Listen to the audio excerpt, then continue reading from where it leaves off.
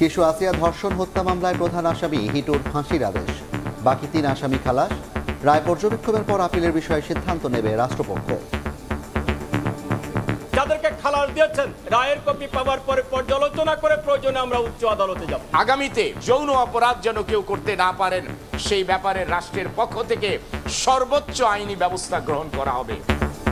হিটুর মৃত্যুদণ্ডে সন্তোষ জানালেও 3 জনের খালাসি হতাশ ভুক্তভোগীর মা ও এলাকাবাসী।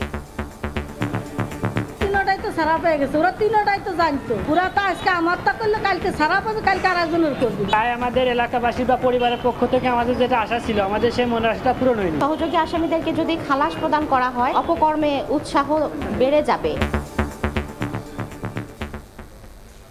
দেখছিলেন প্রধান শিরোনাম। সন্ধ্যার সময়ে সঙ্গে আছি আমি জাফর সাদিক এবং আমি কনক আজাদ। এবার অন্যান্য শীর্ষ সংবাদ। করিডোর দিয়ে দেশকে যুদ্ধক্ষেত্র বানাতে চান নিরাপত্তা উপদেষ্টা, অভিযোগ বিএনপি নেতা সালাউদ্দিনের। 2 ছাত্র উপদেষ্টাকে সরিয়ে দ্রুত নিরপেক্ষ নির্বাচনের দাবি।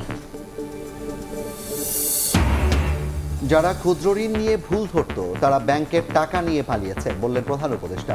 মাইক্রো ক্রেডিট ব্যাংক আইন করার তাগিদ, MRA ভবন উদ্বোধন। নতুন অর্থ বছরে 2,30,000 কোটি টাকার এডিপি সাজাচ্ছে অন্তর্বর্তী সরকার। পাশ হতে পারে কাল। অপচয় দুর্নীতিমুক্ত উন্নয়নের পথে হাঁটার ইঙ্গিত দেখছেন অর্থনীতিবিদ। ভারতের পুশ-ইনে জঙ্গি সন্ত্রাসী ঢুকে পড়ার শঙ্কা উড়িয়ে দেয়া যায় না বলছে বিজিবি। পুশব্যাকের পরিকল্পনা নেই জানালেন স্বরাষ্ট্র উপদেষ্টা। সুন্দরবনে ভাসমান বিওপি উদ্বোধন। এবং টি-20-র নতুন অধিনায়কের নেতৃত্বে রাতে আরব আমিরাতের বিপক্ষে মাঠে নামছে বাংলাদেশ। চাপমুক্ত হয়ে ইতিবাচক ক্রিকেট খেলার পরামর্শ লিটনের।